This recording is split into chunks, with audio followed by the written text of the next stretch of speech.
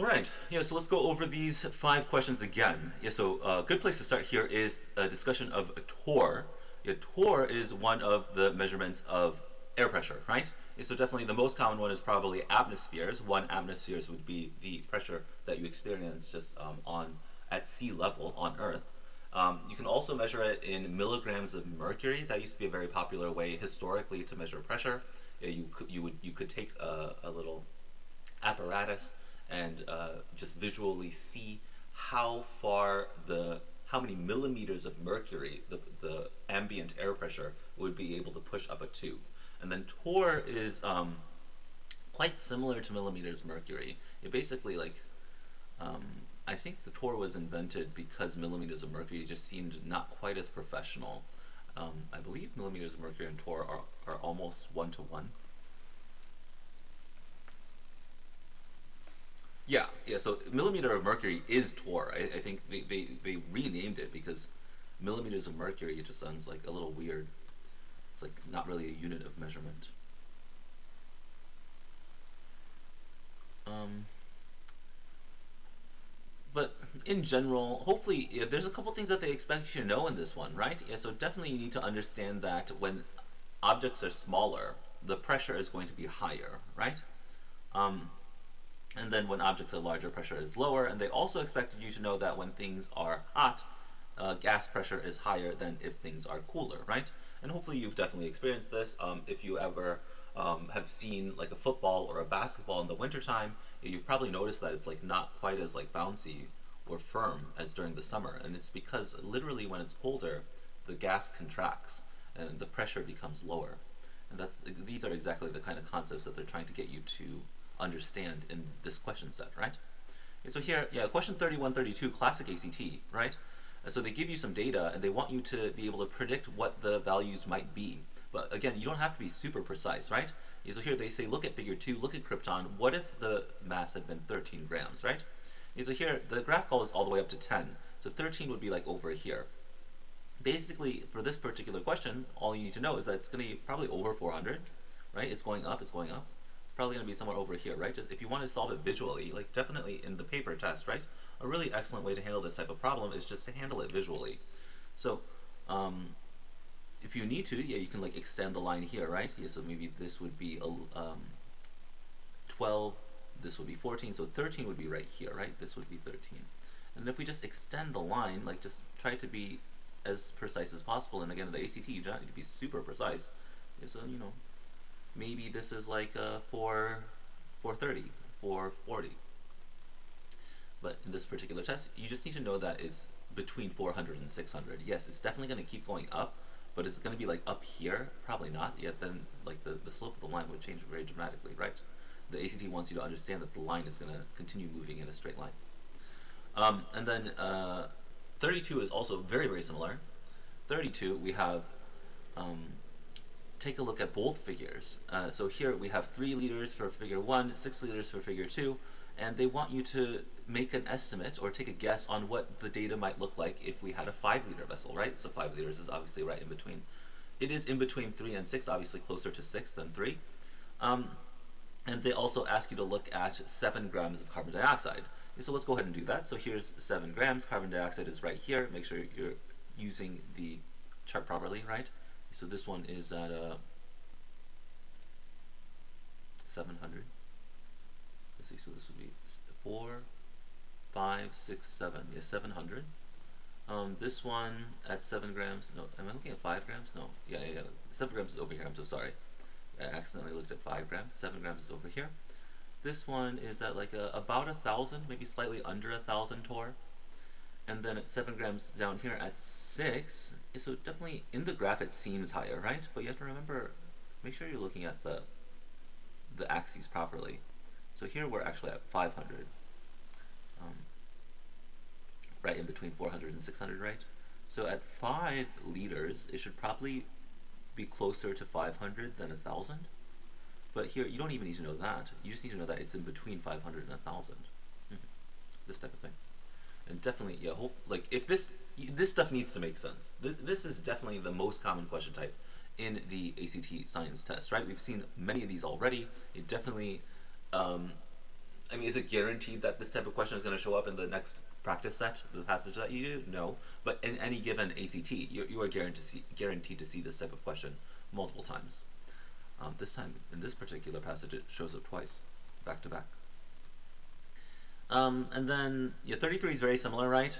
So you look at figures 1 and 2, oxygen. They want you to compare the 6 liters to the 3 liters. Well, so hopefully, again, hopefully this is obvious. You've experienced it for yourself, but you should just also know scientifically that as the container gets bigger, the pressure goes down, right? And as long as you know that, you can immediately pick A. Like the pressure is going to be different, and the pressure is going to go down. It's not going to go up. It's definitely A, and definitely it's going to be exactly 1/2 because the vessel is exactly twice as big.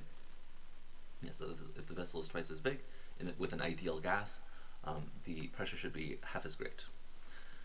34. Which of the following best explains why equal masses of oxygen and CO2 are the same temperature, at the same temperature, and in the same size vessel have different pressures?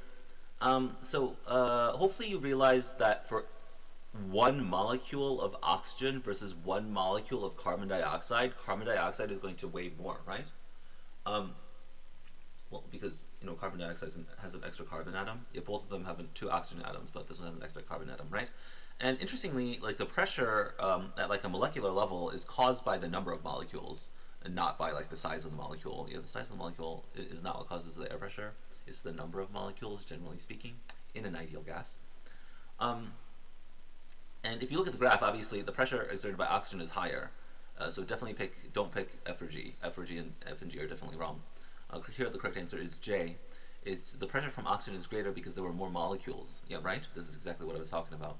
So since per molecule, O2 weighs substantially less than CO2, for every gram of gas, you're going to have way more molecules in O2. That's why the pressure is higher. And again, they're kind of trying to guide you in the correct direction with the descriptions, right? And then 35, suppose the experiment involving oxygen and a 6-liter vessel had been repeated, except the room temperature goes down. And here they also just want you to know that as temperature goes down, pressure also goes down. That means that they're directly proportional. Hopefully you know what this means. If you don't know what this means, definitely write it down. Directly proportional means that 2 things go up together. Inversely proportional means that as one goes up, the other goes down. Yeah, so like directly proportional would be like the amount of food I eat versus my weight, right? Yes, if I eat more, I'm going to weigh more, right? Inversely proportional would be like if I work out more, I'm going to weigh less, right? Everything else kept constant. So if that would be an inverse relationship. The more I work out, the less I weigh. Obviously, that doesn't always work because usually when I work out a lot, what do I end up doing right after? I end up gorging myself because I'm hungry. I would say that's the hard part. I feel like definitely working out is not super easy, but I think honestly, I think the key, like what I've been realizing in like the last like 5 years or so is just everything's hard when you first start doing it, but I think once you get addicted to it, it becomes really easy. Yeah, I think working out is hard when you first start, but the thing is if you work out like a solid 30 minutes. And it doesn't really even matter what you do, push-ups, running, whatever you want to do, going to the gym. Because working out feels good once you hit like 30 to 45 minutes, if you start doing it every day, you quickly get addicted, and it becomes very simple. And I think it's similar with almost anything, right? Yeah, so definitely getting started with the ACT prep is quite hard, but once you start doing it, once you start improving, definitely it feels good, right? You want to get to a point where you get good enough at the ACT where you start seeing some strong results. Definitely if you go through a passage and you hit all questions correct under the time limit, right? I'm getting some massive dopamine. It just feels good. And definitely once you get addicted to that feeling, you just want to keep practicing, and then as soon as before you know it, you're amazing at the ACT, right? This is how it works for a lot of things in life.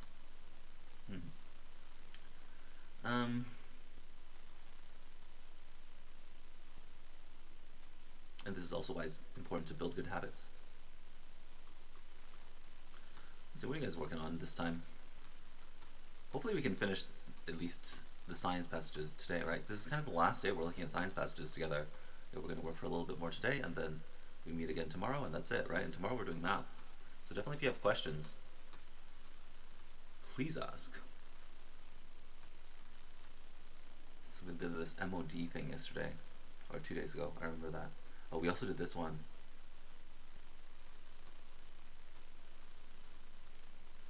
Oh.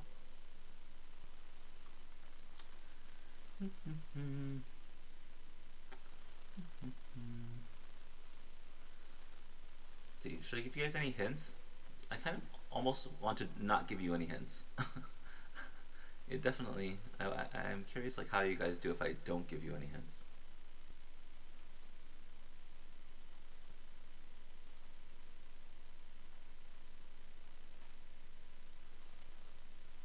This is a tough one. This is a tough one. Good luck. Open up this PDF here. You're looking for passage 5, science test, test 4, page 47. Questions 27 to 33. You guys get 7 questions here. It's about physics. It's okay if you haven't taken physics before, right? I think especially for physics, they tell you everything that you need to know in the passage. And you know, if you don't know what an outward machine, it's fine. They're showing you what an outward machine is, and they give you all the data necessary, right? Like definitely you want to think about like, why is this a line, right? I think they might even tell you why that one's a line. Yeah, it's like definitely that would be something that's very interesting, right? Yeah, there's a line here. What does that mean? Definitely want to figure out what that means. And then they also have a table 2, and then here I would say the one thing that they want you to try to understand is like, when you have data sets, especially in physics, sometimes the data is measured, and then sometimes the data is calculated. And definitely they want you to understand the difference between that. Like hopefully you understand the difference between measuring something and calculating something, right? Okay, so one of these tables are measurements, the other table is a calculation. ACT, December 2020, science test, questions 27 to 33. Alright, hopefully everyone has paper, pencil ready. You have the PDF open to the correct passage, passage 5, page 47 to 55.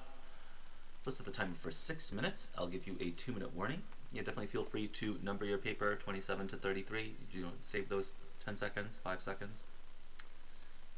6 minutes on the clock. Can I get it ready in the chat? Beautiful. I'll give you a 2-minute warning.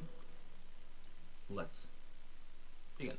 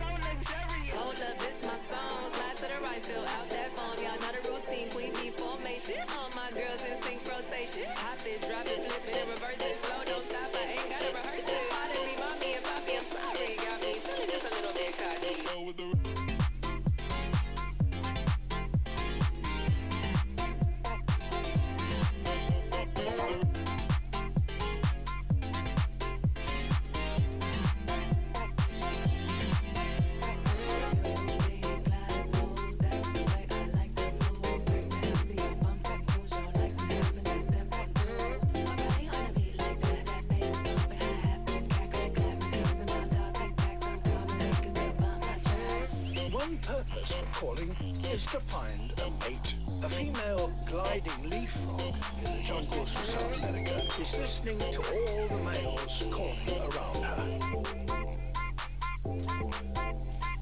Then she sets off in the direction of the loudest voice, because the owner is likely to be the best mate. Hold up, this my song. Slide to the right, fill out that phone. Y'all know the routine, creepy formation. All my girls in sync rotation. Hop it, drop it, flip it, and reverse it. Flow, don't stop, I ain't gotta rehearse it. Pardon me, mommy and poppy, I'm sorry. Got me feeling just a little bit cocky.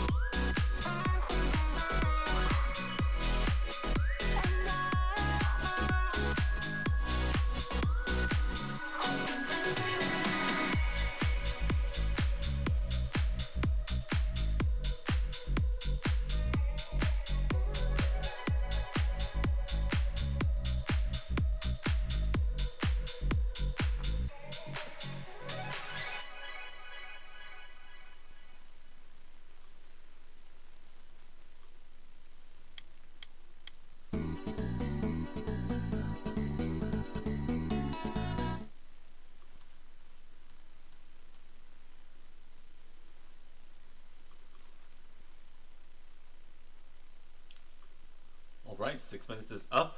Hopefully everyone finished this passage. Let's go and take a look at the answers together.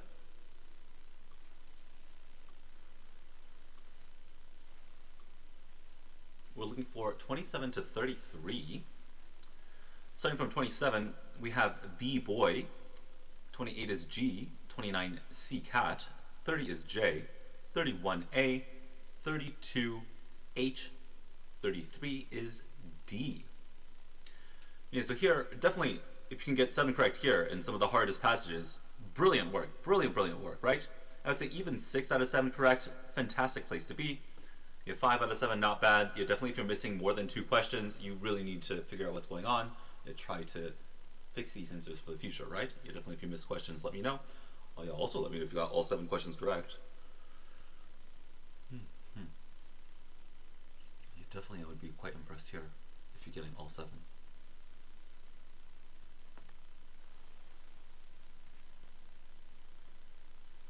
Incredible. Incredible stuff. Yeah, definitely. You guys are improving so quickly.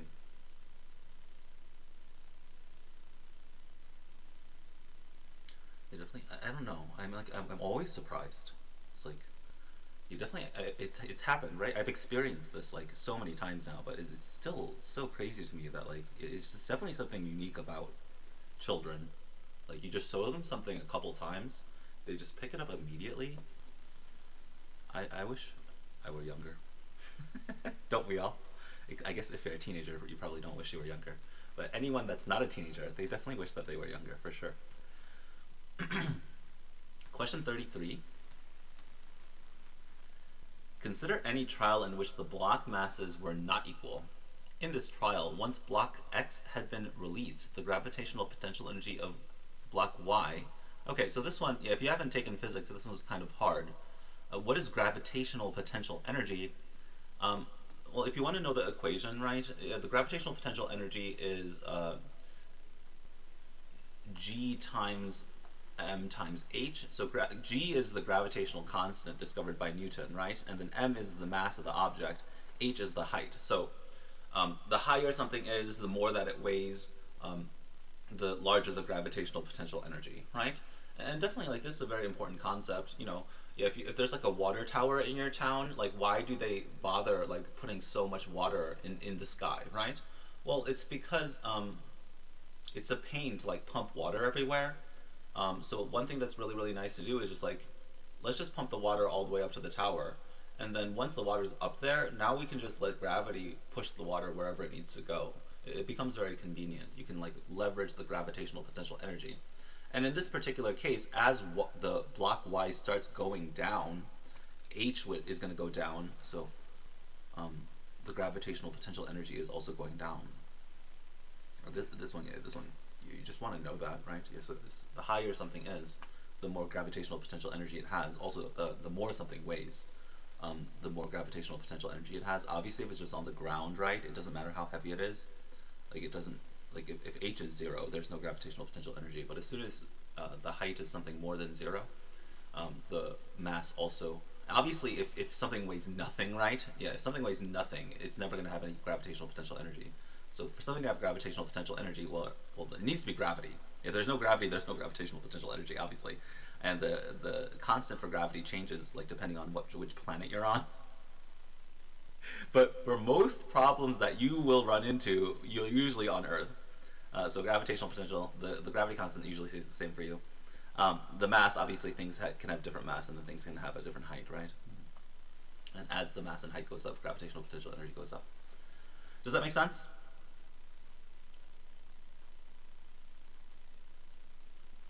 Yeah, relatively simple. Yeah, definitely. The 33 is one of those where, like, if you know it, it's easy. If you don't know it, well, I told you, right? If you're asking yourself like, oh, how am I supposed to know that? Well, now you know because I told you. 29 is over here. Suppose that in study 1, a trial had been performed where which block Y was pulled down then released when block X was 1.5 meters up above the platform. Further, suppose that in this trial, the mass of X was 0.8 kilograms and the mass of Y was 0.6 kilograms. The force on the string in this trial would be most likely have been closest to which of the following. Okay. So this one, well, they want you to recognize that, like, there's nothing special about block X versus block Y. This experiment is like symmetrical. So the reason why they pull down block X and let block Y fall is because usually block Y is the heavy one, right? So the heavy one's obviously going to fall. Like, if you take the heavy one and you put it on the platform, the light one's not going to pull down the heavy block. So here, they're just like, let's switch it up a little bit. Let's make X the heavy one and Y the light one. Well then, it's the same thing, right? Like, hopefully you realize, like, If I put one block here and one block here, it's going to behave a certain way, right? The heavy one's going to go down. Well, if I switch the blocks, it's the same deal, right? Whichever side is heavier, that's the side that's going to go down. It doesn't really matter if the heavy block is on the left or to the right. If we use point 8 and point 6, so the key here is to find where we use point 8 and point 6. Point 8 and point 6 is right here. So what are they asking for? Probably force, right? 6.72. Yeah, we're looking for C, right?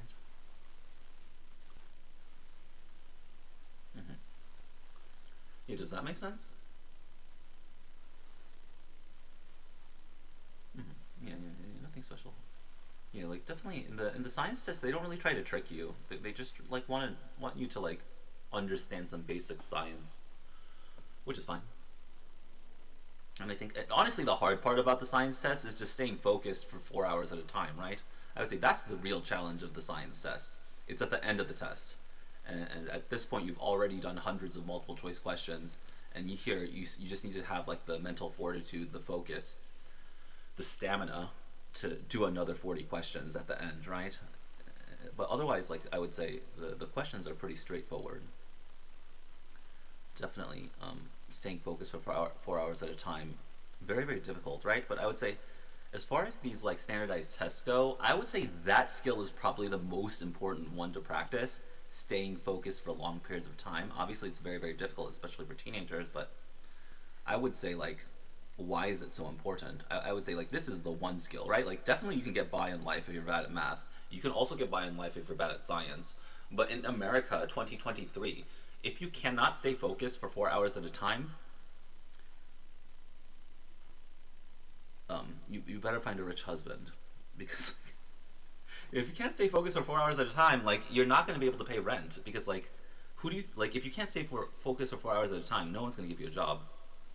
And like definitely like your parents work like probably 10 hours a day, right? Like you can do it. I know for a fact. Why? Because your parents stay focused for 10 hours a day. Definitely, you know, I'm sure they struggled as well when they were teenagers. It's just they just learned how to do it. Definitely it's just something that you can practice. 32. And definitely like you want to start practicing that one now. Yeah, the more focused you are, the longer you can stay focused. It's just endlessly valuable in 2023. 32. Based on the description of study 1, mass of y, is it a dependent variable or independent variable? Okay, so this one's another one where you just need to know, right? So let's talk about the difference between dependent variable and independent variable. So an independent variable in a scientific setting is the one that you control, or the one that the experimenter controls. The dependent variable is the variable that depends on the circumstances of the experiment. So like, you know, like a classic experiment, let's say like, does the temperature affect the growth rate of a plant, right? So in that particular experiment, hopefully you have some way of controlling the temperature of the plant, right? Otherwise the experiment's not going to work. So the independent variable would be the temperature, because you're the one that's like setting the temperature using like a lamp or an air conditioner or whatever you need to do, right?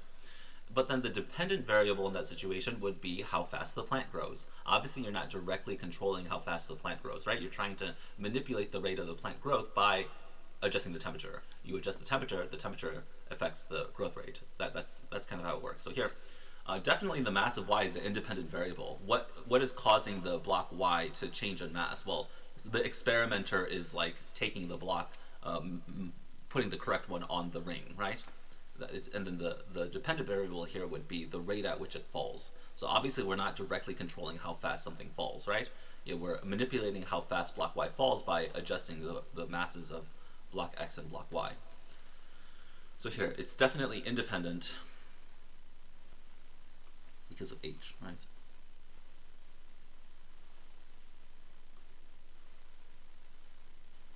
Does that make sense? Yeah, that one, you just need to write it down. Yeah, this is very important. Dependent variable versus independent variable. Like what's another example of like a dependent variable versus independent variable? Definitely that one I need to like start using is like, if I like the independent, so let's say how energized do I feel in the morning depending on what time I go to bed, right? Yeah, so like So in that scenario, I'm not directly controlling how energized I feel in the morning. What I am directly controlling is like what time I go to bed, right? So obviously, if I go to bed at 10 p.m., I'm going to feel more refreshed at 7 a.m. when I wake up. Whereas if I go to bed at 1 a.m., then I'm going to feel miserable in the morning, right? So whether or not I feel miserable would be the dependent variable. The time I go to bed is the independent variable, because the time I go to bed is the one that I decide like intentionally how I feel in the morning. It's just a result of a variety of life decisions. Yeah, yeah, yeah. Does that make sense? Yes. Yes. Definitely makes sense. Good. Yeah, easy fix, right? 32 is an easy fix. And you have to realize, like, again, like, how easy is it to fix, like, improve your ACT score, right? So if you're around here, like, yeah, now you know. Well, like, imagine you were here, right? Imagine you were at a 29. That one extra question bumped you up to the 31. Like, it's ridiculous. Like, this is how you improve your score, right? Just one question at a time. Like definitely once you reach a 26, like, it is literally just each question that you fix ends up being a full point. Sometimes it's a full 2 points. It's crazy. Like, definitely, like, the difference between a 29 and 31 is massive, right? Like, 29, you can definitely get into your state school. Once you're at 31, now you can, like, start applying to, like, Rice.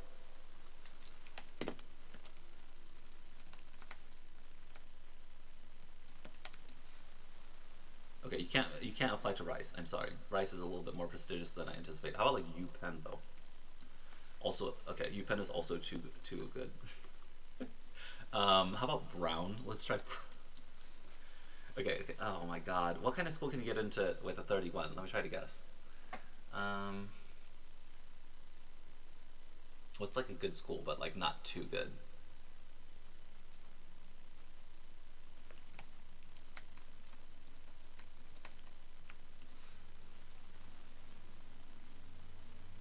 30. Man, everybody wants a 33. That's the cutoff in 2023, I guess, for a top school. Purdue? I think Purdue's gonna want more. Oh, you can get into Purdue. Nice. Okay. A lot of my friends went to Purdue. I actually grew up in Indiana. Okay, it's not as impressive as I thought. Yeah, Indiana is kind of a scary place, but actually the universities in Indiana are actually really nice. You know, like Purdue, Indiana University. I grew up in a small town in Indiana. It can be a little scary. I'm sure it's much scarier now, right? It definitely, I mean, at least for people like me, like, definitely, everyone's, like, definitely if I'm in, like, the city, like, if I'm in Bellevue or Seattle proper, everyone's still quite nice. Even though, although, like, that was not always true. Like, during peak COVID, like, people would call me racial slurs on the street. It was really scary. But even now, like, if I just go, like, 20 minutes outside of the main city, yeah, people start treating me really awful. It is really unfortunate. What is this? Obviously the sky doesn't actually look like that. Very curious.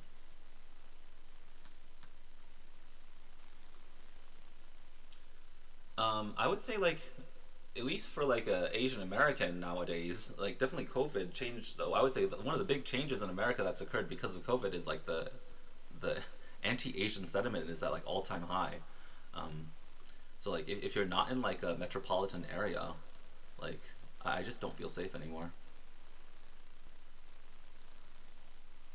Yeah, like, I think like just like 2 weeks ago, me and my fiance wanted to go to do a hike, just like, 30 minutes outside the city, and like once we got to the hike, like these like hillbillies in like a monster truck were like, "You better leave this place. Like, if you're up to no good, you shouldn't be here." So, like, whatever. For a moment I was like, "Oh, it's not a big deal. We're just here to hike." Um, I literally, that was my initial reaction, to like just tell him like why we're here. I'm just here to hike. It's not a big deal. But then I realized, like, from his tone and his like facial expressions, that like he just wanted me to leave. So we just left. And then I think like a couple days after, I was like buying some stuff off of OfferUp, and like this old dude, like, as I was driving around, just like, I'm just living, right? He like points at me while I'm driving in the neighborhood, and he's just so upset. I don't understand why. Is it the beard? Yeah, I feel like, I honestly, this is my thought process lately. I think like when I have a beard, I just seem a little bit more menacing, right? Yeah, like, definitely, like, if I shave, like, I think most people assume that I'm like in my early 20s or mid 20s, But like if I don't shave, it's like obvious that I'm not in my 20s anymore. And I think people are just like, I don't, they just react poorly to that for some reason. Yeah, definitely the reason why I used to shave like all the time, but my fiance says I shouldn't shave, and I guess she just wants me to put up with the racism. I guess, I don't know. It's not that bad, right? If anyone like actually steps up to me, they're done for. I'm actually like waiting for that day, like like.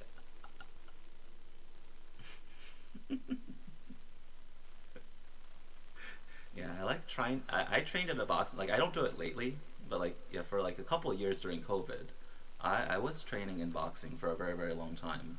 Like if you set me up with one of those like arcade boxing machines, right? I'm maxing it out. It's at a 999. I mean, the only reason I don't like do it often is because like it definitely once you get to the point where you're like stronger than Jake Paul, right? Um, you realize like there's no point in getting a 999 on the boxing machine. It's just like the only thing that you're doing at that point is like the risk of fracturing your hand becomes so high. It's just not a good habit to have.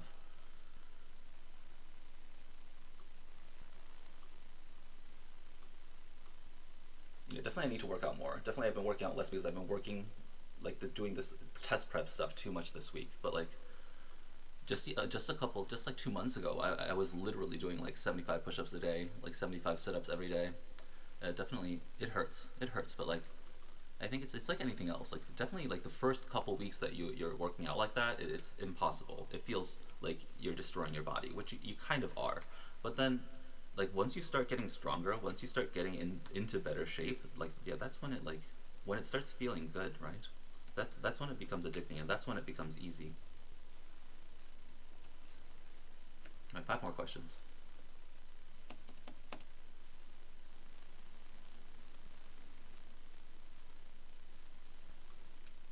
Let's just do it without a timer this time. This looks very, very interesting.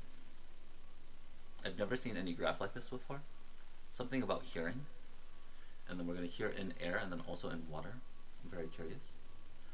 Passage 7, a very rare scenario, right? Yeah, I think in this one probably only has 6. Yeah, so most tests only have 6 passages, but here we have 7.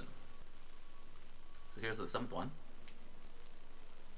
The human threshold of hearing is a minimum intensity at each sound frequency required for a sound to be heard by humans. The human threshold of pain is the maximum intensity at each sound frequency that humans can tolerate without pain. The figure below displays for sounds in water and in air the human threshold for hearing and of pain. The figure also shows S, the percent increase in air density and water density that accompanies the compression of air and water by sound waves by given intensities. Sound intensities are given in decibel dB, and the frequencies are given in hertz. Actually, so yeah, before we do this one, right? Let's actually just like talk about what it takes to be amazing at something, right? I think this is like a very important question.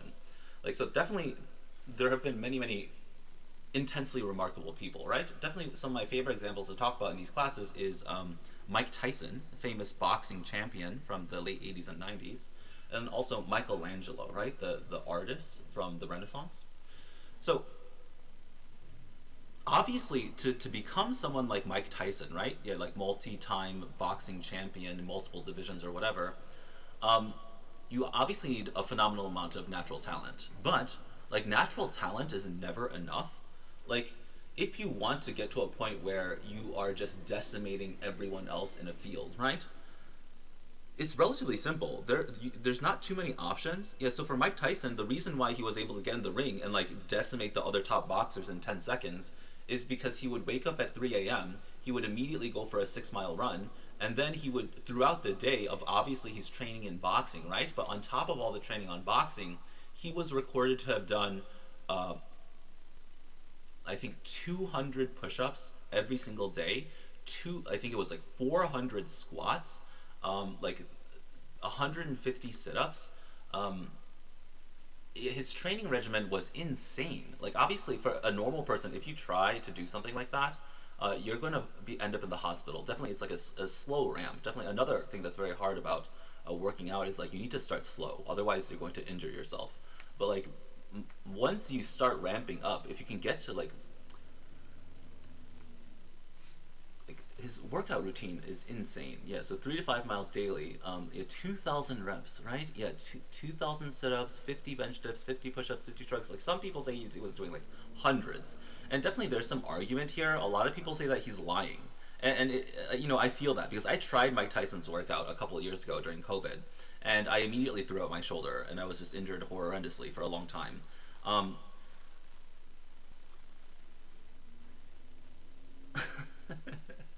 But this is just what it takes, right? Like, imagine if you can get to a point where you can do 2,000 sit ups and 500 press ups, 500 shrugs every day and not injure yourself.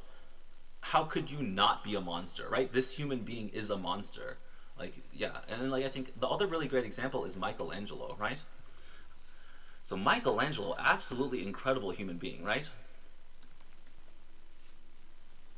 Italian sculptor. He created David, right? I think I've never seen David in person. Definitely, that's one of the things I want to do in life. But the statue is massive and it's so detailed and so incredibly beautiful, right? And the other thing is like, it's one thing to be able to do something like this, but it's another thing entirely to be able to be like the first person to do something like this, right? Yeah, like definitely it's one thing to see Michelangelo's work and be inspired, and you're like, I want to devote my life to doing what Michelangelo did, right? But it's another thing entirely to be like, you know what would be cool if I just became this master marble sculptor that that hasn't been around since like ancient Greece, and not only that, I'm going to surpass the ancient Greeks by like 100-fold, right? How does something like this happen, right? Well, I'll tell you. This man Michelangelo, he worked unbelievably hard. How hard did Michelangelo work? Well, it's pretty well documented. This man would skip meals, skip sleep. He didn't even eat, sleep, and sculpt. He didn't eat, he didn't sleep, he just sculpted.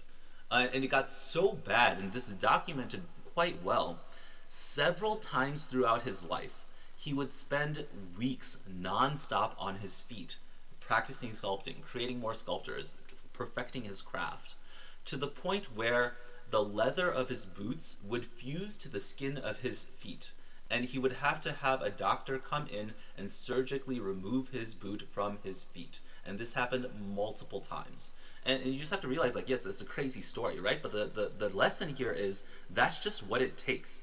If you want to, like, exist in a world and there's something that doesn't exist, right? But you want to make it exist. There's no one in human history that's been able to achieve these sorts of accomplishments, and you want to be the first person to do that.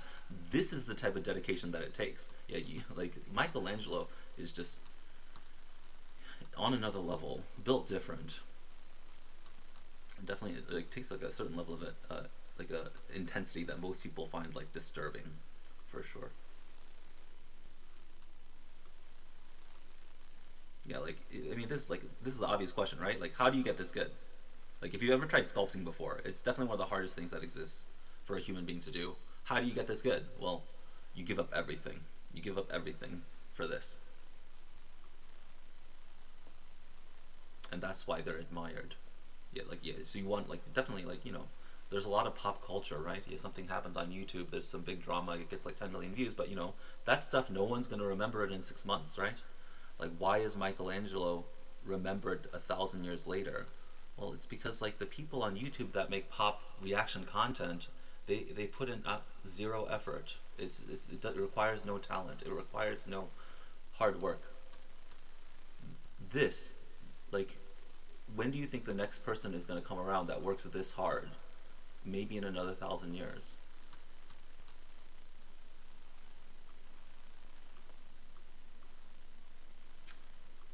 Okay, back to passage 7. The human threshold of hearing is the minimum intensity at each sound frequency required for a sound to be heard by humans. The human threshold of pain is the maximum intensity at each sound frequency that humans can tolerate without pain. The figure below displays, for sounds in water and in air, the human threshold of hearing and pain. The figure shows S, the percent increase in air density and water density that accompanies the compression of the air and water by sound waves of given intensities. Sound intensities are given in decibels, dB, and frequencies are given in hertz, Hz. 1 hertz equals 1 cycle per second.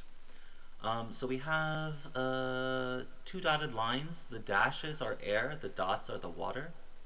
I have no idea what this stuff means. So we have the frequency. I know what that means. We have the intensity. What is this? The threshold of hearing. That's very curious, right? And it also makes sense.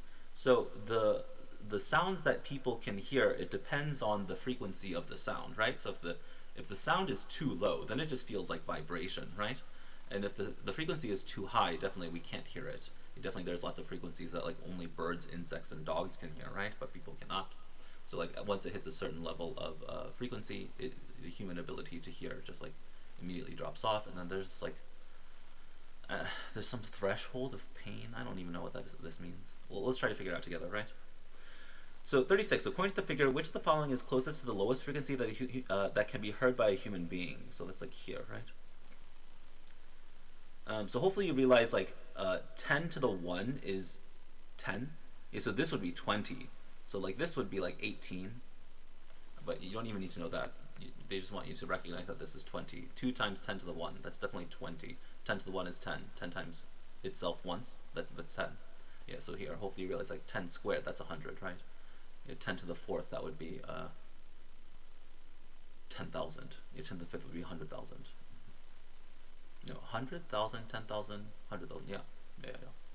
10 to the 6th is a million. 10 to the 0 is 1. Definitely know that stuff. 37. As humans age, it is common for selective hearing loss to occur at high sound frequencies. Which of the following figures best illustrates this loss? Let's read that again. As humans age, it is common for selective hearing loss to occur at high sound frequencies. Which of the following figures shows this loss? So definitely one thing that's very important is high frequencies at the top, right? So it's like definitely A.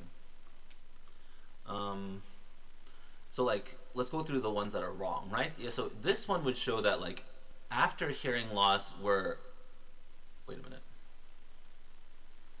Intensity. So this would indicate that your hearing's getting better. So you can, after the hearing loss, you can hear frequencies that are lower at a softer intensity, right? So intensity would be like volume.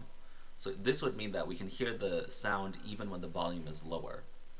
Yeah, this would also be an increase in hearing ability, where suddenly we can hear sounds that are higher, and then also we can detect them earlier when the volume is low.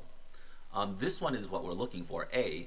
So after the hearing loss, suddenly it takes a higher amount of intensity for us to be able to recognize the sound, and then there's even some frequencies way at the top where you'll never be able to hear it again. And definitely this is also true. Yeah, as you age, the top, I'm sure you have friends that have like the high pitch iPhone ringtones the teachers can't hear. Well, yeah, that's what we're talking about, right? And then this one is similar, but here we're talking about the low frequency stuff. Yeah, we want the high frequency stuff. 38. Based on the figure, a sound of a given frequency will have the highest intensity for which of the following sets of conditions?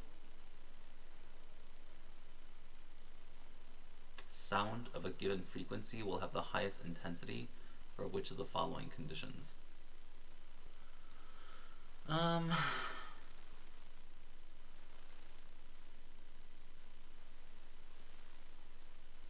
What is S?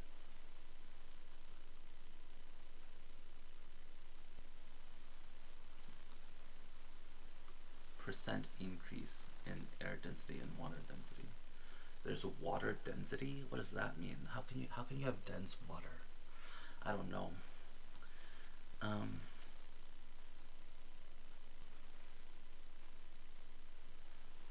I honestly, I just don't know what they're talking about. I think they're just looking for F, right? Yeah, so like obviously if you have more density, and maybe you don't know this, but like sound it travels faster and it's more intense underwater. Yeah, like so sound is like the vibration of the air, right? Well, if you have sound vibrating the water instead, it's like way more intense. So I think they're just looking for F. Like I honestly don't understand what it means to have less dense water, but I'm just not going to think about that. You definitely can have less dense air, right? Yeah, so the more dense the air, the more intense the sound. But I definitely know just that the sound in water is more intense and it travels faster. I mean, if it's wrong, it's wrong, right? We'll figure it out together if it's wrong. 39. A student hypothesized that sounds of any intensity at frequency of 10 to the 5th hertz would be painful for humans to hear. Does this data support this hypothesis? No. Humans cannot hear that. Okay, so here, a human ability to hear, it looks like it ends around 2 times 10 to the 4. So that'd be like 20,000 hertz. That's about right. And then definitely 10 to the 5th, no one's hearing that. So how can it be painful? We can't even feel it. 40. Based on the figure, does S depend on the frequency of the sound wave of a given intensity?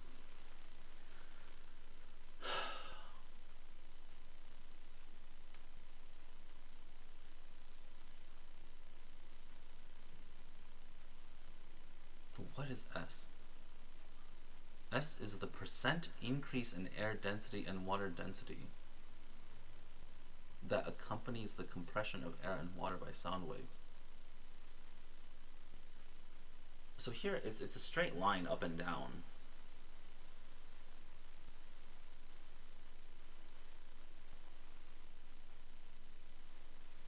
Okay, so as the decibels go up, the compression goes up.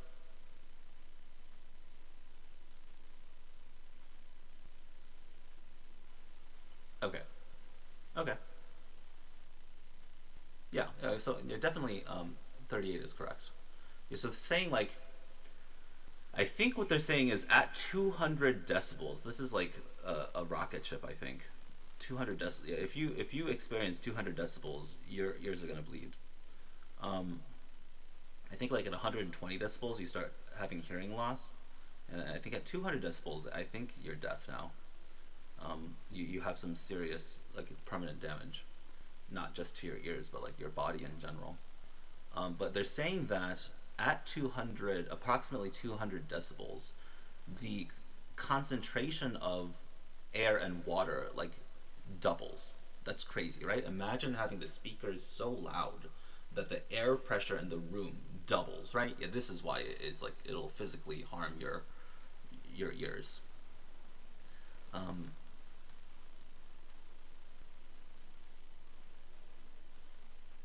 It does not depend on the frequency though. So this is a straight vertical line, right? Yeah, so the compression does not, according to this graph anyway, I just don't know. I'm not familiar enough with like sound physics.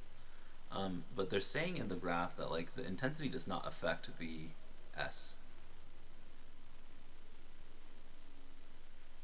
Yeah, we're looking for J, right? So as the frequency increases, S remains constant. Yeah, so as long as the intensity is the same, it doesn't matter if we change the frequency of the sound. This line is a straight, is just vertical. I think that's correct.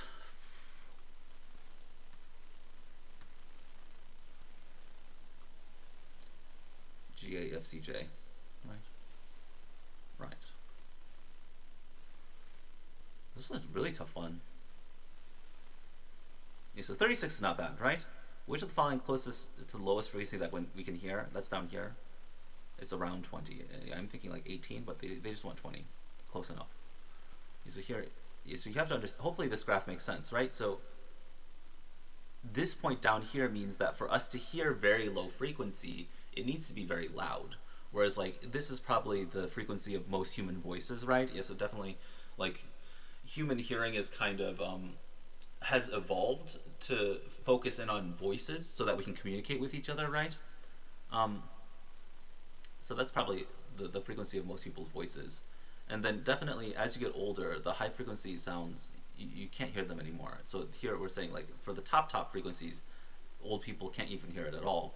But then even for like the slightly high frequencies, it needs to be much louder for people to be able to detect it. Yeah, just keep looking at that question. Why is Indiana scary? So I would say like where I grew up in like northern Indiana, it's actually quite nice. It's like close to Lake Michigan, which is beautiful. But I would definitely say like I took a lot of road trips with my friends back when I was a teenager and in my early 20s.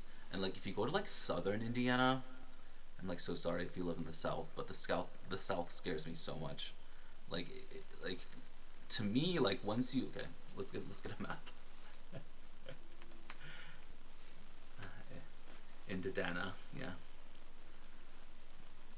Yeah, so like yeah, so Bloomington's not so bad. Yeah, so definitely like if you go to the colleges in Indiana, they're wonderful. I hung out in Bloomington and where's Purdue at, like Fort Wayne. Yeah, these places are really really nice. It's filled with like young people. Definitely old people scare me though is the problem. And then, like yeah, definitely if you get to like this area, like just below Bloomington, like to me it's just like I don't know, man. It just feels like Texas Chainsaw Massacre vibes. Like I just don't feel safe. This place does not look too bad. This place looks totally normal. Let's see. Where exactly was I hanging out? Where I just felt like unsafe. I mean, like obviously, it like depends on who you are, right? Yeah, like depending on who you are, you're gonna feel safe at different places. Yeah, like this, like you drop me off somewhere like here, I'm scared. Like these people, they've never seen an Asian person before. They don't like me.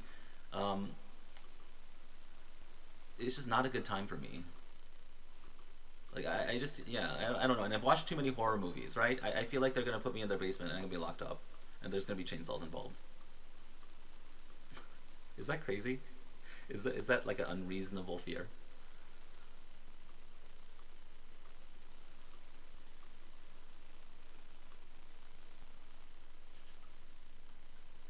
I don't know. I don't know.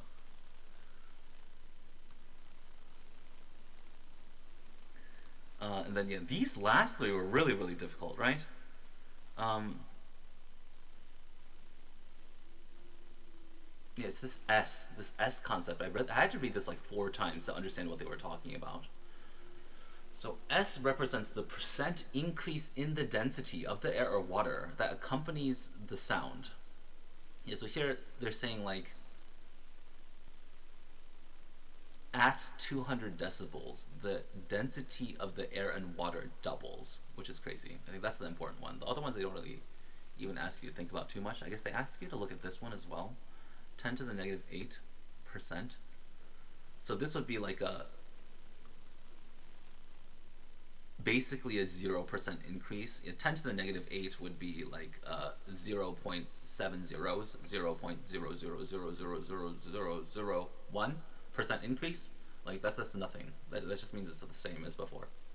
And then even like 10 to the 2 is basically nothing, right? So hopefully this makes sense. Like you can have like just because you're at like a concert, definitely at a concert you're gonna reach over 100 decibels. Most concerts are at like 130 decibels. But like just because you're at a concert doesn't mean that like suddenly the air pressure is changing. You definitely to like change the air pressure by a significant amount. So this would be like 0.1%. So even to change the air pressure at 0.1%, yeah, you need this is like a jet, yeah, like 130 decibels. Yeah, it's literally this is literally a jet. But even if you're like nearby a jet, like the air pressure isn't changing, right? But apparently, I've never thought about this before. But apparently, you can get to a point where the sound is so intense that literally the density of the air around us will start changing to a really strong degree. And at this point, at around 200 decibels, the density of air doubles, and that's what we're looking for.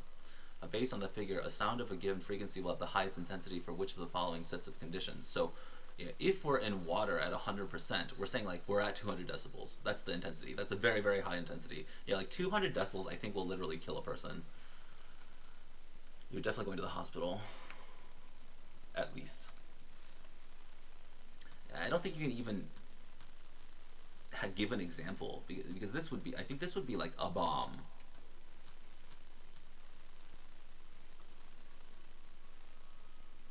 Yeah, like a jet plane is maxes out at 150, and then I think the other thing about decibels that's really important is that every time you go up by 10 in decibels, it's a logarithmic scale. So that means that 60 decibels is 10 times as loud as a jet. So 170 decibels would be 100 times as loud as a jet. So it's like 70, 80, 90, 100. So yeah, we're taking at 200 decibels. You're saying that there are 10,000 jets taking off at the same time in like the same room. That's how loud we're talking. Yeah, definitely, I'm dying in that scenario. Like if I'm Yeah, like if I'm on a runway, there's 10,000 jets taking off at the same time. Definitely, I'm not making it alive through that, right? But yeah, in this like super extreme environment, the ACT is saying that the air pressure will double, and definitely they also want you to notice that we have the air line and the water line, right? Yeah, so they're pretty similar, but the water line has a higher intensity than the air line. Yeah, so they're pretty similar, but definitely the water line is more intense than the air. Hopefully, I'm making sense here. 39. A student hypothesized that a sound of any intensity at a frequency of 10 to the 5 would be painful for humans to hear. Well, that doesn't make sense. Because we can't hear that. Yeah, how would it be painful? Yeah, so here I think they want you to look at this line here. So this is, so yeah, definitely once something hits 120 decibels, it is physically painful for sure. Yeah, like yeah, most concerts are at like 120, at exactly 120. But definitely if you hit like 130, like yeah, so if you're at a concert and if you're like standing too close to the speakers, right, it is actually physically painful. And that's why they highly recommend wearing earplugs. Definitely you're going to lose your hearing if you go to concerts with no earplugs. But here the line ends right here, right? So the data here is implying very heavily that once you reach about 20,000 hertz, we can't even feel it. So if you can't feel it, how can you feel pain?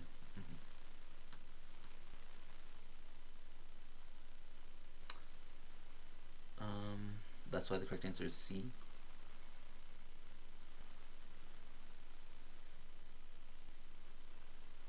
No, because humans cannot hear sounds at 10 to the 5 hertz. Exactly.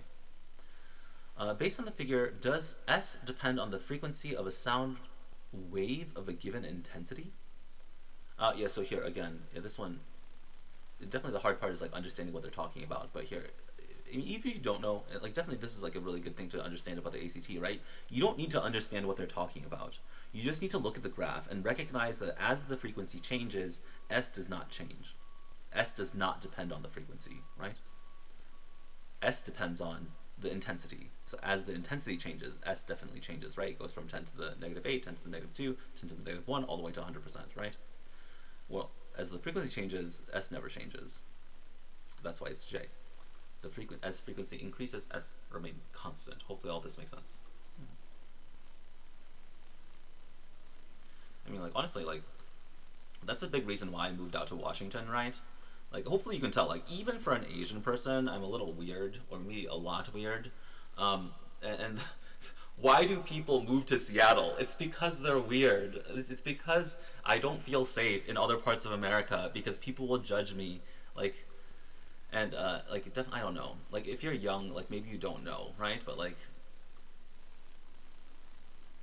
historically, America has not been nice to people of different colors and people that are unconventional.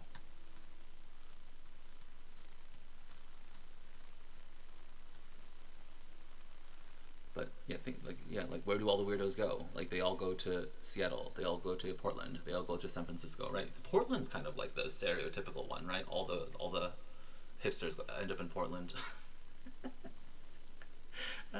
Portland. Yeah, definitely I feel safer here, but like definitely I don't know. I used to feel more safe before COVID. Yeah. Like suddenly COVID hits and like, homeless people are calling me racial slurs on the street. Really unfortunate scenario. Oh my god. And like definitely, I don't know if I should talk about this, but like I feel like the worst part is like definitely during peak COVID, right? I used to get into shouting matches with homeless people, right? How many years can I put up with being called racial slurs on the street every time I go to 7-Eleven? At a certain point, I just lost it. I just started screaming back at them, just insulting them back. Like, who do you think you are? You're literally homeless and insane. You don't get to call me insults. And like, how easy is it to like insult somebody who like literally doesn't have a home? They haven't taken a shower in like months. They're literally covered in dirt. Like they have no leg to stand on, and they're calling me names. Like, but unfortunately, like in this type of scenario, I would like try to vent to my friends, right? About like this issue that I'm having, that I'm getting called racial slurs on the street because of COVID. And their reaction is crazy. To me, their reaction was crazy. Their reaction was like, how can you be so mean to the homeless people? And they would say things like, they're not doing anything wrong. I'm like, what? They literally called me racial slurs. Like, I mean, if you're a nice homeless person, that's fine. But like, if you're gonna just call me racial slurs for no reason, just because I'm not white, like, why should I hold back? Like, why should I just put up with this, like, blind hatred in my home, right? I don't know. Definitely, I lost. Like, this is the reason why I like stopped talking to people for months at a time.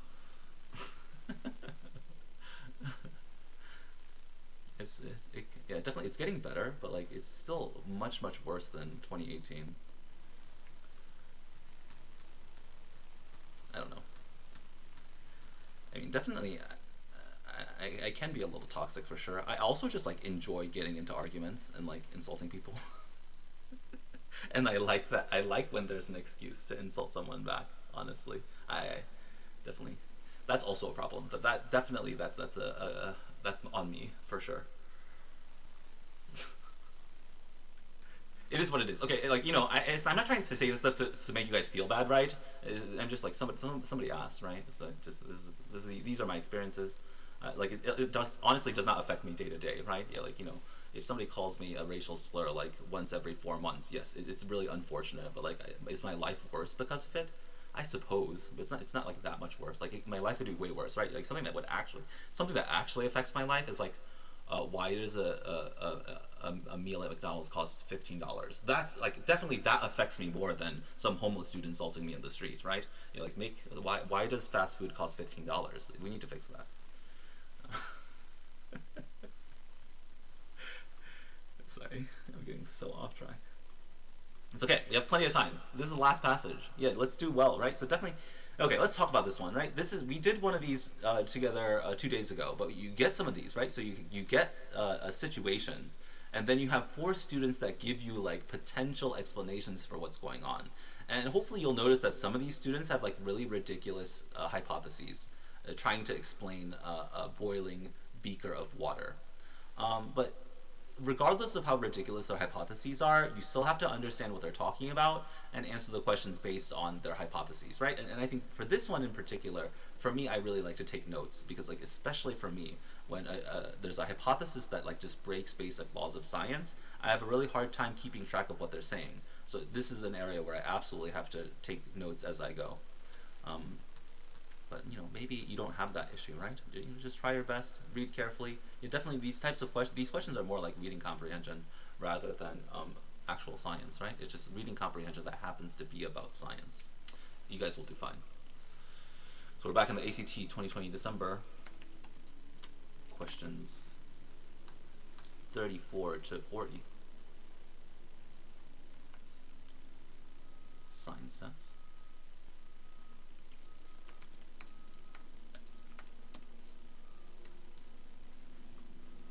Let's see, I'll give you some extra time, right? I'll give you guys 7 minutes here because the questions are harder. Hopefully, I mean, the ideal situation would be you finish the earlier passages with time to spare, so you have like an extra minute for the final set, right?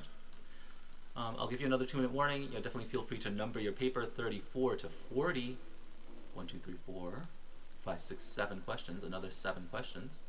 Read the passage, read the questions, eliminate incorrect answers, try your best, right?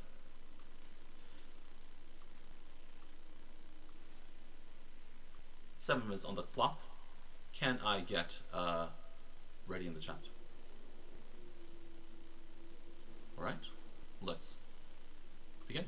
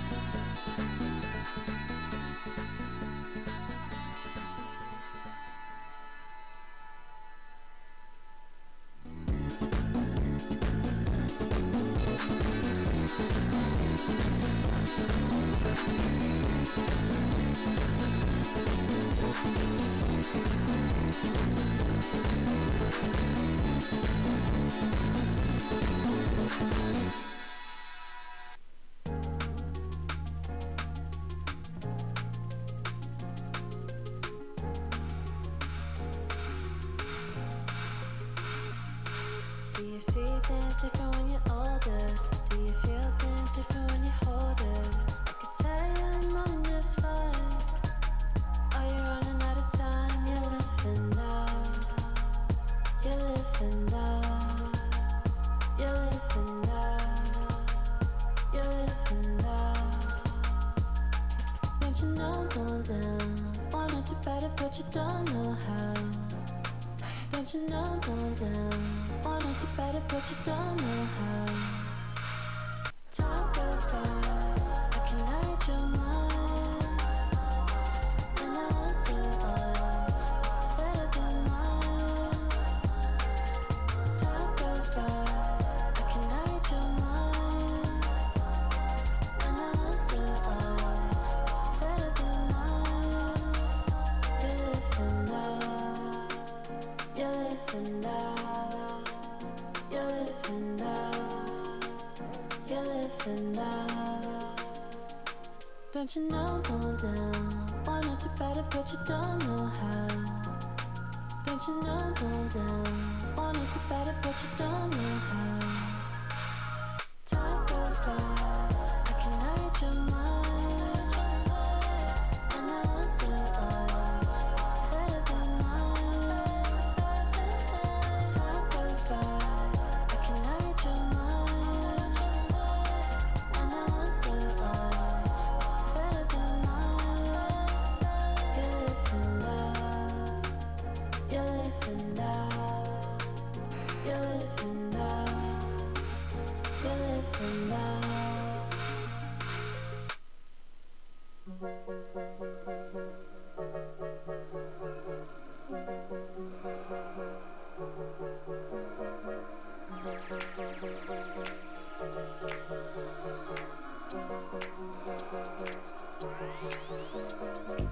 Hot, stepping as I rock to this. I'm a hot shot, I pop, bodies drop to this. You see, I got the bliss. Nobody can diss this. Moving the way I move, yeah, I'm hard to miss. I'm an artist, and the way I started was easy. But trying to maintain was heavy on my brain, so I had to get back on the dance floor. I'm letting it go, I settled my scores, I'm ready to blow now. I need you to come with me. Don't be scared, girl, it's easy. We gon' rock to the beat, just follow my feet, and we can move freely. Cause I'm new to this life, and baby, I've been up all night, and I need you to come take this ride with me. And from the sun to the moon, we'll never give up, we gon' move.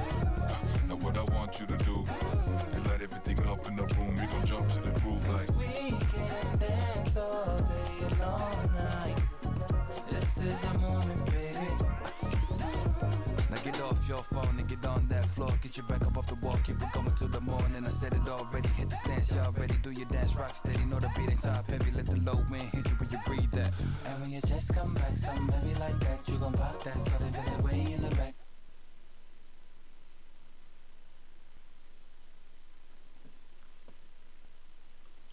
Two minutes left. Got that shawty with the way she looking at ya. Right now, turn the light down. See the disco ball, we gon' shine now. Yeah, the worry how I got the know-how to make the party turn up till the sun's out. You got the magic, baby. You got me acting crazy. So what I'm asking, baby, is for you to be my lady. Please, can you be my lady? You got me acting crazy. Please, can you be my baby? You got me acting crazy. Please, can you be my lady? You got me acting crazy. Please, can you be my baby? and from the sun to the moon, we'll never give up, we gon' move. Now what I want you to do is light everything up in the room. We gon' and from the sun to the moon, we'll never give up, we gon' move. Now what I want you to do is light everything up in the room. We gon' and from the sun to the moon, we'll never give up, we gon' move. Now what I want you to do is light everything up in the room. We gon' and from the sun to the moon, we'll never give up, we gon' move. Now what I want you to do is light everything up in the room. We gon' jump to the groove like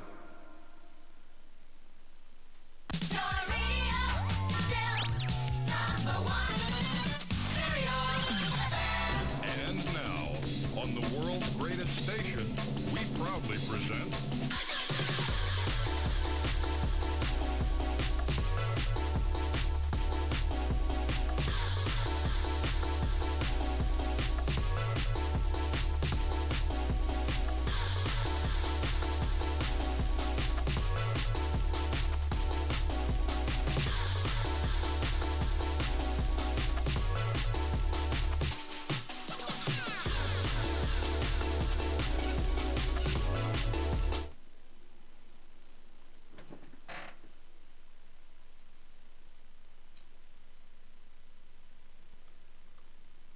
right, 7 minutes is up. Yeah, very challenging passage, right? Hopefully you're still seeing some solid results.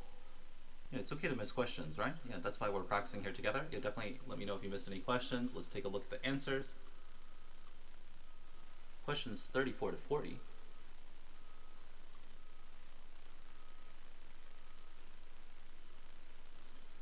Starting from 34, we have J. 35 is C cat. 36 is J. 37 A. 38 is F. 39 is D dog. 40 F. Yeah, definitely if you're getting all 7 correct here, like you're just ready, right? You're ready for the test. You definitely keep practicing, definitely keep working through this stuff. Yeah, make sure you stay sharp, right? And definitely, one thing that's very, very valuable to understand, for sure, like getting ahead can be tough, right? Yeah, improving, very, very tough. But I'll tell you this, right? Once you're ahead, staying ahead is not too bad. Yeah, so you definitely want to put in the work, get ahead, and then once you're ahead, make sure you stay ahead, right? But staying ahead, I'll tell you, a lot simpler than getting ahead. Especially in America, right? Yeah, like once you're rich, staying rich is not that hard. It's the getting rich thing that's really difficult. Any questions on this set? Last three. Yeah, so, just to like quickly talk about what's going on here, this is like a really silly situation. So we're talking about boiling water with fire, right? This is a very simple scenario, and like unfortunately student 4 is the only one that understands what's going on. As you heat up the water, once it reaches a certain level of energy, it turns into gas. The bubbles in the water is the water vapor. Like, student 1 and 2 are insane. Like, they're saying like the molecules break up into hydrogen and oxygen. Hydrogen gas is like incredibly volatile and flammable. Like, boiling water does not cause like fires. Like, this is a ludicrous hypothesis. Like, yeah, hydrogen gas, like hopefully you guys are familiar with like the Hindenburg, right? Like, Ode to Humanity. Like, this is not happening. And then like student 3 also has like some crazy, what in the world are they even talking about, right? Yeah, there's some like hydrogen bond nonsense. And then the heat causes them to create hydrogen bonds, which like go through this Boeing process to create closed bubbles. That's just not what's going on. But it is what it is. Even if this stuff doesn't make sense, you have to like understand what they're saying. So the final 3 questions. 38. Suppose that after the students give their responses, the teacher filled up a balloon with a mixture of H2 and O2. Your teacher should not do this. This is a very dangerous scenario. You just created a bomb.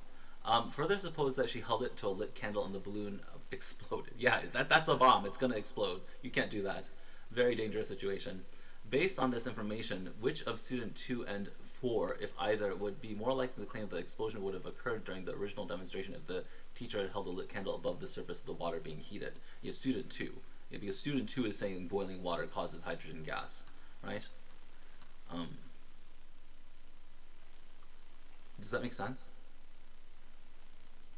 I mean, so there's a question in the chat. Should we have already taken chemistry in order to do the ACT? Obviously, like, knowing the background of chemistry is very useful. But you have to realize, like, for the vast majority, so there are certain concepts that you need to know. You need to know pH, and we went over that on Tuesday, right? Yeah, so you need to know that low pH is acidic, high pH is basic, 7 is neutral, 7 is water. You also need to know some certain, like, biological terms. You need to know, like, a primary producer is an animal, like a primary producer is like a plant, something that takes solar energy and is able to live off of solar energy and water. A secondary consumer, or a primary consumer and a secondary consumer, these are animals that like either eat plants or other animals. That's why they're called consumers. Definitely you need to know that. And definitely if you run through a lot of the practice tests, you will run into certain scenarios where the ACT expects you to know very specific terms. I would say those are the main concepts that comes up repeatedly that the SAT, or the ACT expects you to know. pH. The other thing that the ACT really expects you to know is that as kinetic energy of a molecule goes up, so as something heats up, it has more kinetic energy. So definitely you need to know that heat equals energy. That's another thing that they don't explain to you. But basically everything else that you need to know, even if you have not taken chemistry, they'll tell you. Obviously, it can be harder if you're not familiar with the material, but it can still be done. You can still take the ACT without having taken chemistry. And here, yeah, like maybe you didn't know that hydrogen gas was flammable. It's insanely flammable. It's a very dangerous gas. But they tell you, they're just telling you right here, if you fill a balloon with hydrogen gas and oxygen, and you expose it to any amount of like a spark or fire or any amount of energy, it'll just spontaneously combust. Spontaneously combust is a fancy word for exploding. Yeah, and they just tell you that, right? They're just telling you that hydrogen gas explodes. And it's exploding because of the hydrogen gas. That's the connection that you need to make. And so you need to understand this part, and then you need to understand that student 2 is saying hydrogen gas is being formed when you boil water. Student 4 is saying that that's not what's happening. You're just boiling water. So here, which one of the students would likely believe that a similar explosion will occur while you're boiling water? Only student 2, because student 2 has this insane theory that boiling water causes hydrogen gas. Hopefully that makes sense. 39, which student's explanation is most, yeah, this one, you just need to realize, like, yeah, so this one, I guess, like, definitely this one helps if you understand chemistry, but hopefully, like, you've boiled water before? I don't know, definitely, one of the downsides of growing up in 2023 is that, like, a lot of kids just grow up, like, solely on their iPads and Minecraft, right? Like, if you've never, like, experienced life before, maybe 39 is hard, but, like, if you've ever, like, made soup, if you've ever made spaghetti, like, you would know that student 4 is correct. Yeah. Right? Hopefully I'm making sense here. Yeah, definitely, you know, the first time around, and this is why it's good to practice, right? Yeah, because, like, once you see the solution, even for the hardest problems, definitely, it's a huge part of the test, right? You're running out of time, like, they have all these complicated concepts here, but if you see through all that, you know, like, hopefully you'll recognize now that I'm explaining it, student 1 and 2 are, like, out of their minds. Like, this is a ridiculous explanation for boiling water. And this is also a really crazy explanation for boiling water. Boiling water is very simple. The water heats up. The water turns into water vapor. The water vapor boils out of the water. And then, you know, if you heat up the water long enough, all the water disappears, right? Where did it go? Well, it all turned into gas. And, you know, you've probably fogged up your kitchen, and and the kitchen is filled with steam. Yeah, right?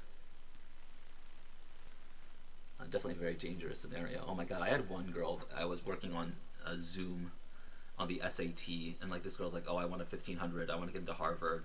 And she shows up one day to one of my SAT classes, not my class, but like a one-on-one session on Zoom. And during the middle of the class, like 30 minutes in, her mother rushes into her room and, like, starts screaming at her in Chinese. Apparently, this girl left a pizza in the oven. Oh my god. Yeah, that's how you burn your house down, girl. And this girl lives in a mansion. Like, it was so obvious that her parents were ridiculously rich. She's, like, her absent-mindedness is literally putting millions, like, her house in the Seattle area, a mansion, it's probably worth literally $15 million. She is ready to burn down $15 million worth of house. Yeah, because she just, doesn't have the responsibility. She isn't responsible enough to keep track of the fact that there's a pizza in the oven. We stopped meeting after that. Right. Like, yeah, if you can't, if doing SAT prep is going to cause you to burn your house down, you should stop doing SAT prep. I agree with their parents there. 40. Which of the following balanced chemical equations best summarizes student 2's explanation? Yeah, so student 2 is saying, yeah, we start here, but then the two hydrogen molecules also turn into this. So it's like a combination of this and this. So at the end of the day, we're looking for this one. Yeah, they're saying that two water molecules will be converted into two hydrogen molecules and an oxygen molecule. Right, so this is the opposite. So here you're saying, yeah, this is the explosion. Yeah, so if you have hydrogen and gas and you light it on fire, you create water, actually. This is peroxide. We're not talking about peroxide. H2O2. Yes, hopefully you guys are familiar with peroxide, right? Yeah, so sometimes if you get a cut, yeah, you can disinfect it with peroxide. Honestly, that's kind of like a very 90s style antiseptic. Nowadays, you just want to use Neosporin, right? Neosporin is much better in general in almost all scenarios. And then, like, you know, you can also use like rubbing alcohol. Rubbing alcohol is also not great. Like peroxide definitely is good at disinfecting cuts, but the issue with peroxide is that it's kind of caustic. Like it's like supremely acidic. So like not only does it kill all the bacteria in your cut, it also like burns your skin. So it's not the ideal scenario. And definitely, yeah, that's something that surprisingly people didn't even know in the 90s. I mean, for me as a kid, it was obvious. Like the peroxide is not good for my skin. It like causes like massive scarring, and the healing process is extended because you're causing so much damage to your flesh. You know, whereas like Neosporin is amazing. Yeah, you get a cut, you put some Neosporin on it. Like the Neosporin, the reason why Neosporin is so good is because it uses proteins and enzymes instead of chemical processes. So obviously you can kill bacteria and viruses by just like burning them through chemical process, pouring some peroxide on there. But again, the problem is that that also kills your skin cells. But if you use peroxide, not peroxide, if you use Neosporin kills bacteria through enzyme process, like a protein. But these proteins specifically target bacteria, not human cells, which is why it's like so effective, and that's why Neosporin is a miracle. And that's why like Neosporin reduces scars, you heal faster. It's just incredible. I love Neosporin. I actually love the Korean version of Neosporin. Let's see, can I?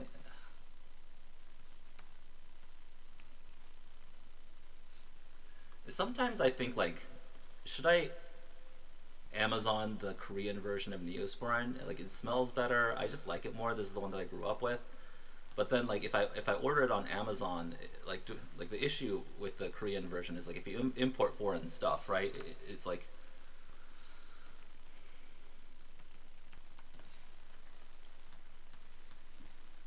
it's actually gotten cheaper. But even still, do I want to pay $14 for Korean Neosporin, or do I want to pay $2 for regular Neosporin? Right, that's the issue. Even though I don't think I prefer the Korean Neosporin like by a fivefold. And also, this doesn't invoke the nostalgia that I'm looking for. Yeah, they've definitely changed the branding since like the 90s. I wonder how good is the internet? Do they have like? Can I find a picture of the 90s Korean Neosporin?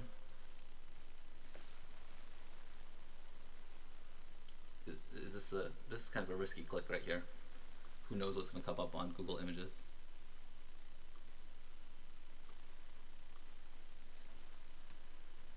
No, the internet's not that good. Yeah, there's no way I can find like pictures of 90s Neosporin, Korean Neosporin. Here, these are the limitations of the internet.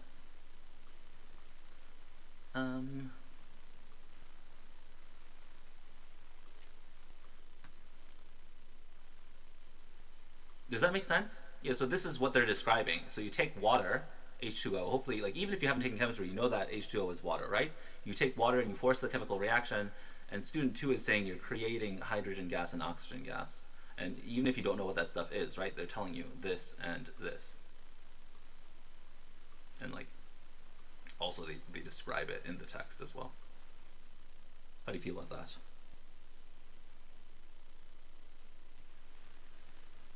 Not too bad, right? You know, so these are some of the hardest questions in the test. Honestly, it's doable.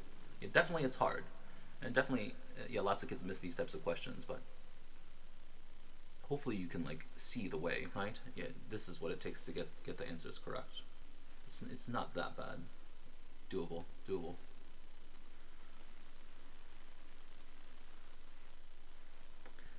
We have like 15 minutes left. Yeah, any specific questions? Definitely continue practicing, right? Yeah, hopefully, even if you miss 3 in the final set, like not a bad place to be.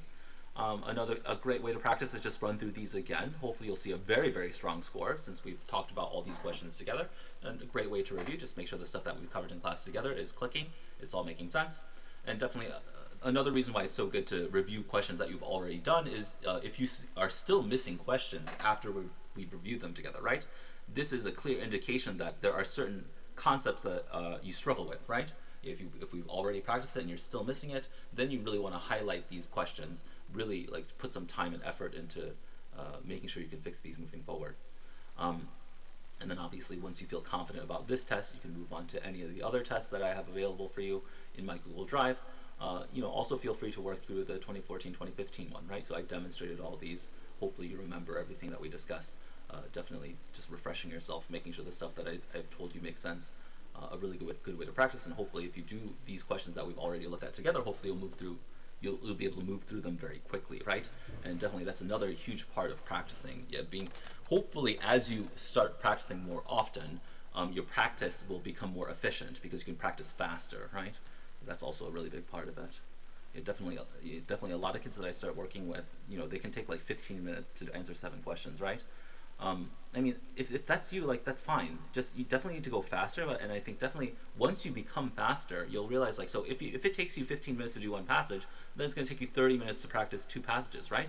But definitely you want to get to a point where you can, like, practice 4 or 5 passages at a time in 30 minutes. Why? Well, they want you to do this whole thing in 35 minutes. Yeah. What's my channel to watch the past recordings? Interesting. I feel so cranky and unlikable lately, but like everyone in my classes is like, send me the links.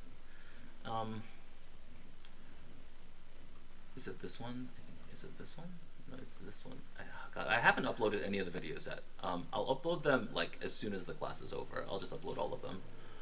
But here is the future link. 36. I didn't cover 36 yet. Sorry, I thought we already covered it. And then, like, if you're, like, actually interested in, like, I don't know, you just like listening to my voice or something, I'll just send you guys some extra playlists. So this is the stuff from 2022 March. We just went over the SAT. That's probably enough, right?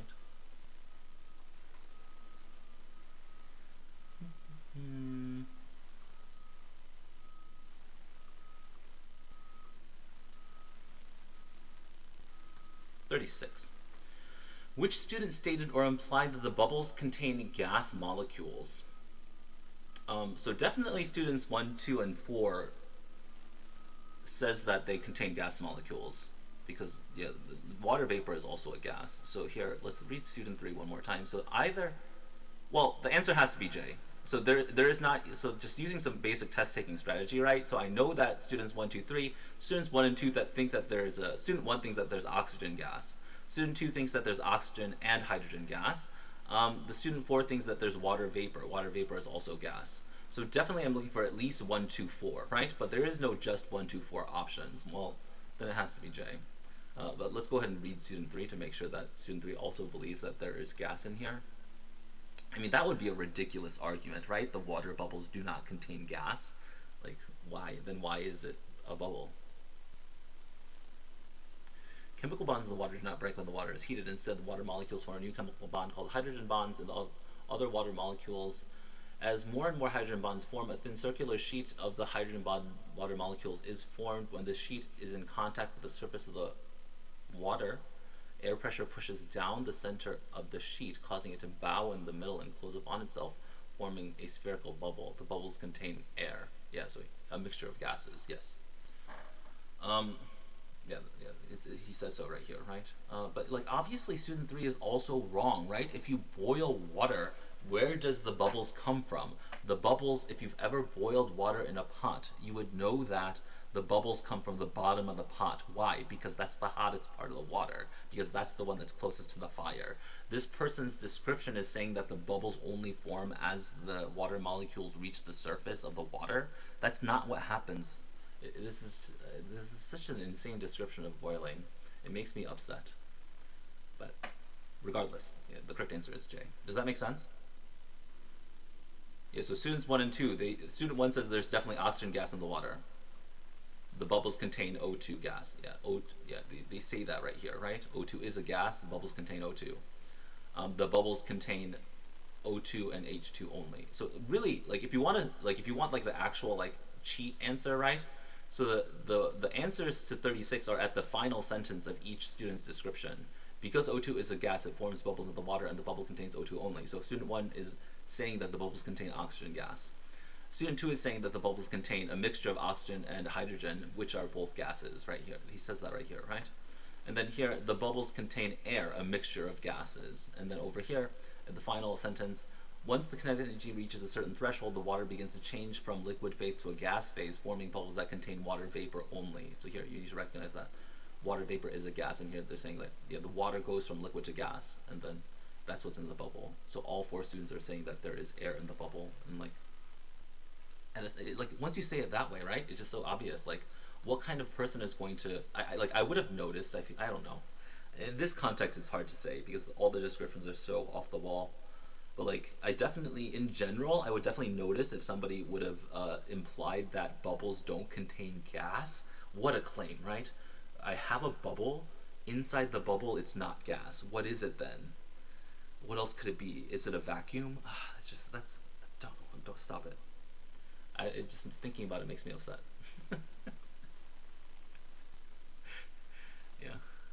It definitely, I would say these are by far my least favorite science passages. The one where I have to like try to interpret these insane explanations for very normal events.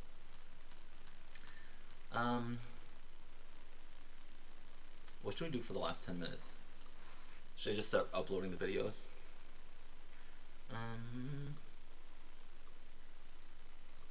Do some math.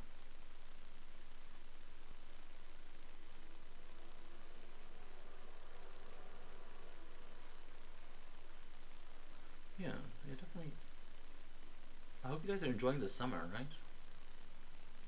Definitely. I hope you guys are also feeling more confident. And definitely the more you practice, the better you're going to do, right?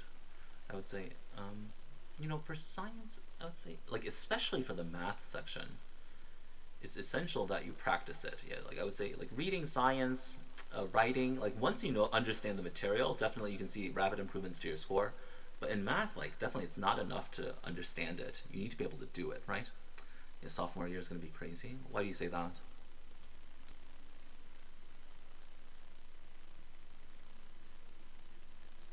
Are you like on the football team?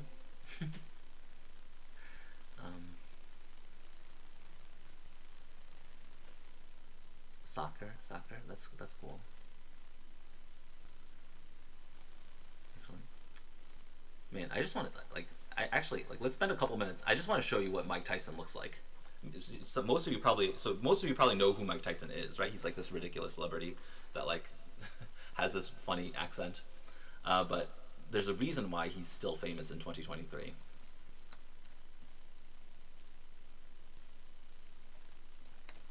And like, you know, so I told you earlier that this man, he would wake up at 3 a.m., go on a 6-mile run, and then work out the entire day, right? Doing like 500 push-ups. What does that look like? Why does he do that? It's so that he can do this. So he steps into the ring in front of millions of people, pay-per-view. And like, this is like, you know, all those like YouTube boxers, this is like their inspiration, right? Like, this is Muhammad Ali. But like, the way this man moves is insane, and this man is a literal monster, and the way like he moves in like inhumane ways, and the reason why he's able to do that is because he lives an inhumane life. Like, yeah, like obviously like your mom, right? If my mom woke up every day at 3 a.m., went for a 6-mile run, and then did 500 push-ups every day, yes, she would be able to knock me out in 2 seconds, right? Like, it's just that's all it is.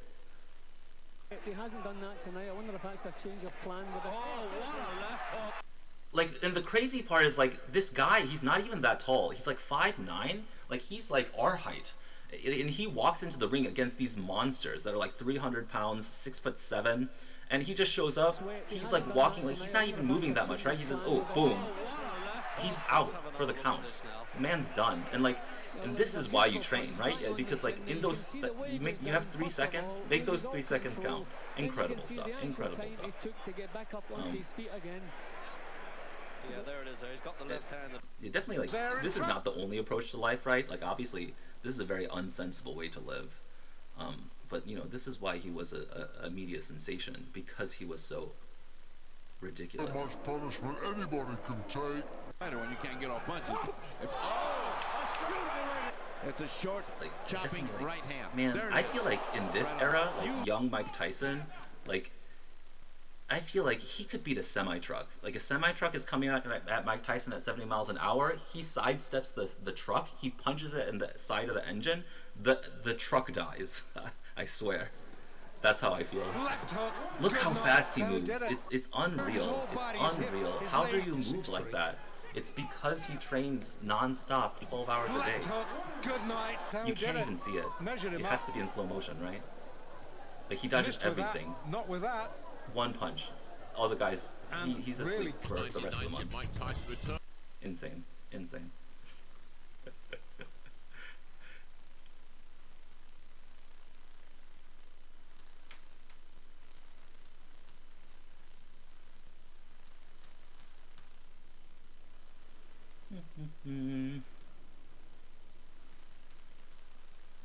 Yeah, let's do some geometry, right? The geometry ones can be interesting.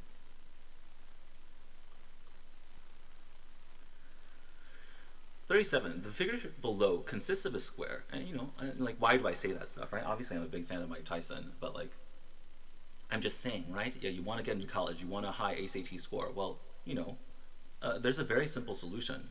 You just practice for 3 hours every day. If you practice for 3 hours every day, and like you're like earnest in your practice, right? If you just like open up the ACT practice book and like have YouTube running in the background and you half-heart it, obviously you're not going to improve at a very good rate. Obviously you're still going to improve, but like if you're earnest about your practice and you practice regularly every single day, like there is no way that you're not going to improve. Like this is just how life works. Definitely life is very complicated, right? But for a lot of things, life is not as complicated as people make it out to be. Like if you want to be good at something, there's a very simple path to do that. You practice it every single day and you're very earnest in your practice. You make sure that the practice routine that you have is effective, right? And honestly, I'll show you like Bruce Lee's routine. Yeah, I feel like this is a much more sensible human being. Yeah, like obviously, like if you wake up 3 a.m., you do 500 push-ups. Like the most common scenario for most people is that you just injure yourself immediately. And like even if you get to a point where you're not injuring yourself, if you're waking up at 3 a.m. and working out for 12 hours a day, like you're probably gonna go insane. And definitely, like this is one of the advantages of Mike Tyson. He was not a sensible person. He is very legitimately insane. So he did not prioritize his mental health very much. But like you don't need mental health to be a boxing champion. But Bruce Lee, I would say definitely he's a little bit more sensible. He has like a kind of like a 45-minute workout routine, which is definitely doable. He actually, yeah, he was a master of like combining lots of different fields together, especially in 1965. Yeah, there were people that trained in karate, there were people that trained in martial arts, there were also bodybuilders, and he was able to like fuse all these concepts together to create something new that's better than before, right? And so definitely he comes from a calisthenics background. You can definitely tell that, right? Like calisthenics is like push-ups, pull-ups, sit-ups. You're just using your body, and then also there's like that gym. So I would say like gym workouts. Obviously, working out at the gym is very good for like getting buff, looking good, right? But I would say like the gym culture is not really good at like, obviously going to the gym is better than not going to the gym, but definitely I think gym culture very highly emphasizes like aesthetics over actual health. And definitely one thing that you'll notice is like people who are super bulky and going to the gym all the time, like they're not as strong as like furniture movers or like ship workers. Like somebody who works on a ship or somebody that like works in furniture moving, like they don't look particularly jacked, but the muscles that they're building, they're not for show. It's not for size. The muscles that those people are building who like work physically every day carrying stuff around, their muscles are lean, mean, specifically designed to get stuff done. And definitely, I think Bruce Lee recognized that. So he kind of combines calisthenics along with some weights, and it becomes very effective. So if you just do calisthenics, one thing that's an issue is that it takes forever. Like if you want to do 200 push-ups, it's going to take like hours, right? But here you can kind of get a similar outcome by just doing like push-ups with weights. And this is like Bruce Lee's innovation back in the 60s. Yeah, definitely a very, very effective way to work out. And definitely, he also had a phenomenal physique. And definitely still like very highly regarded to this day, right? And definitely, it's obvious to me that Bruce Lee, like this is a busy man, right? He has other things to do besides work out. He needs to make movies, like do interviews. So he made his workout very, very effective, and this is kind of my inspiration nowadays. Okay, one more question before we leave.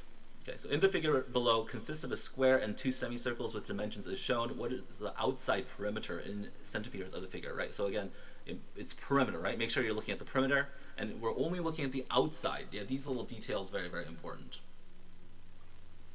Yeah, so here, we can ignore this part into this part. So this question, we have 8 here, and then here you need to recognize the radius of this circle, right? The radius of the circle is 4. And then definitely know the equation for the circumference of a circle. The circumference of a circle is 2 pi r, so it's going to be 2 pi times 4, the radius. Circumference is 2 pi 8 for the full circle. Thankfully, we have a full circle. We have 2 half circles, I guess. So 2 half circles count as a full circle. Not 2, just 8 pi. So the answer becomes 8 plus 8 pi. Not too bad, right? Yeah, definitely you guys can do this. So we have 8 here, we have 8, no, it's 6, oh my god, I almost messed up. Oh, yeah, this is where I always mess up, right? Where it's like, I'm like over time, I'm like trying to rush and get the answer down. So here, we have 8 and 8 is 16, and then the radius of the circle is 4, the circumference of the circle is 2 pi r, that's 8 pi, and then here, I definitely like, so half of the circle would be 4 pi, but we have 2 halves of the circle, so we're right back to 8 pi.